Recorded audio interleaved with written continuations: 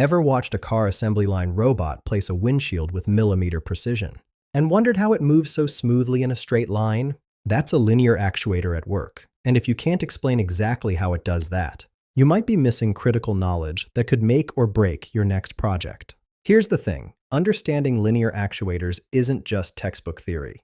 It's the difference between a machine that runs for years versus one that fails after a few months. Whether you're designing automation systems or troubleshooting equipment failures, knowing how these devices truly work impacts everything from load capacity to service life. Think about it. Every linear actuator has to solve the same fundamental challenge, creating straight-line motion. But how they achieve this varies dramatically.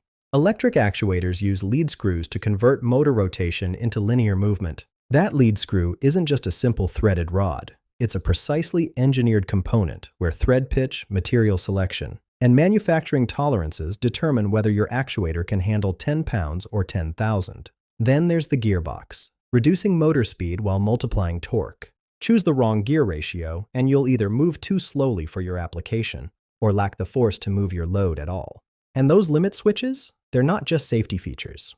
They define your actuator's usable stroke length and protect the entire mechanism from catastrophic overtravel. This comprehensive engineering quiz tests your knowledge across all these critical areas, from basic operational principles to advanced component selection. You'll discover practical insights drawn from decades of manufacturing experience, helping you make better design decisions and avoid costly mistakes. Find the link in the description below to read the full article.